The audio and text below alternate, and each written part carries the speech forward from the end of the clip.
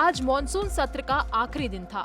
बीते 3 दिनों के भारी हंगामे के बाद आज गृह मंत्री अमित शाह ने एक बहुत ही अहम बिल पेश किया है।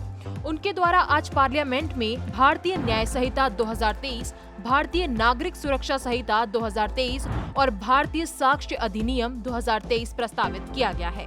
इस वीडियो में हम ये देखेंगे कि देश के कानून में कौन से अहम बदलाव किए गए हैं। दरअसल मोदी सरकार ने देश के कानूनी ढांचे में एक बड़े बदलाव की ओर कदम बढ़ा दिया है। केंद्रीय गृह मंत्री अमित शाह ने शुक्रवार को लोकसभा में सीआरपीसी और आईपीसी से जुड़े नए कानून पेश करने के विधेयक पेश किए हैं, जिन्हें स्टैंडिंग कमेटी को भेजा जाएगा। इसके तहत देश के अब नए कानून लागू किए जाएंगे और कई मामलों में सजा के प्रावधानों को बदला जाएगा। हम आपको बता दें कि यौन हिंसा से लेकर राजद्रोह तक देश में इन नए कानूनों के लागू होने से क्या बदल जाएगा, चलिए विस्तार से जानते हैं। केंद्रीय गृह मंत्री अमित शाह ने लोकसभा में विधेयक पेश किया। उन्होंने कहा कि प्रधानमंत्री नरेंद्र मोदी ने लाल किले की प्राचीर से 5 प्रणों को देश की जनता के सामने रखा था। इनमें से एक प्रण गुलामी की निशानियों को समाप्त करने की बात कही थी। मैं इसी कड़ी में 3 विधेयक लाया हूं, जो पुराने कानूनों में बदलाव करने वाले हैं।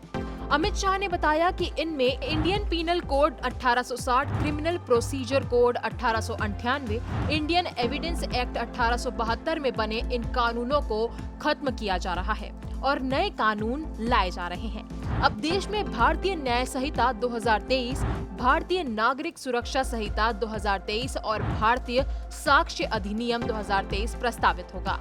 अमित शाह ने सदन में कहा कि पुराने कानून अंग्रेजों ने अपने अनुसार बनाए थे, जिनका लक्ष्य दंड देना था।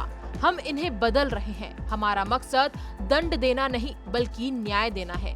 गृह मंत्री ने साफ किया कि ये सभी बिल स्टैंडिंग कमेटी को भेजे जाएंगे। नए कानून में सबसे पहला चैप्टर महिलाओं और बच्चों के साथ होने वाले अपराध, दूसरा चैप्टर मानवीय अंगों के साथ होने वाले अपराध का है।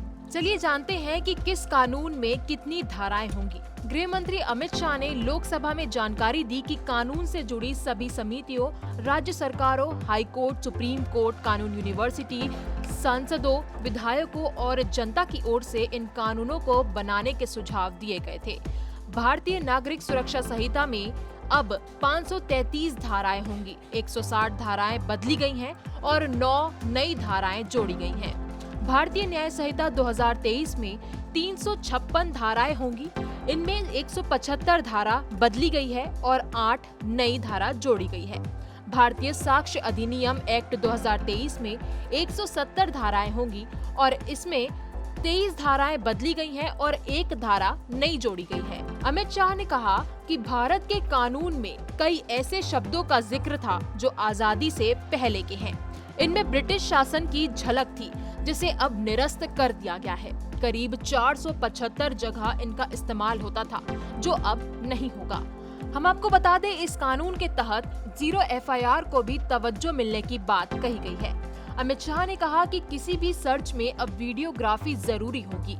इसके बिना कोई भी चार्जशीट वैध नहीं होगी।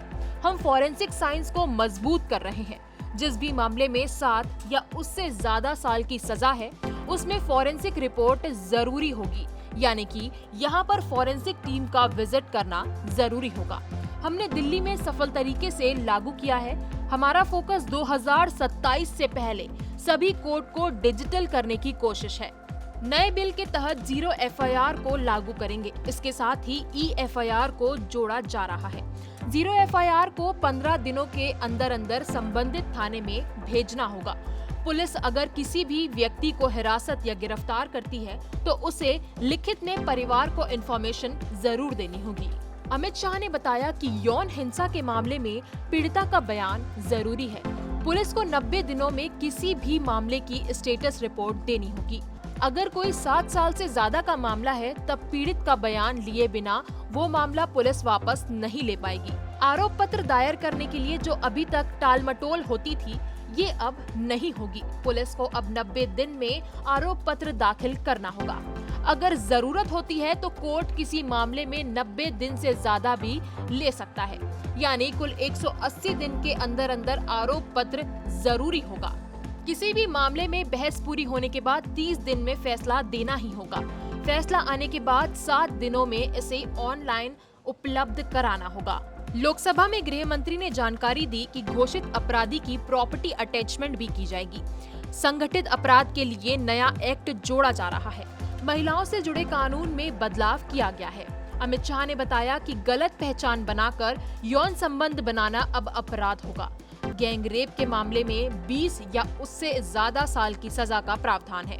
18 साल से कम उम्र की बच्चियों के मामले में मौत की सजा का प्रावधान किया गया है। नए कानून में मॉब लिंचिंग के मामले में 7 साल उम्र कैद या फिर मौत की सजा तक का प्रावधान दिया गया है। इस वीडियो में बस इतना ही। गृह मंत्री के द्वारा पेश किए गए इस नए कानून को लेकर आपकी क्या राय है, हमें कमेंट कर जरूर बताइए।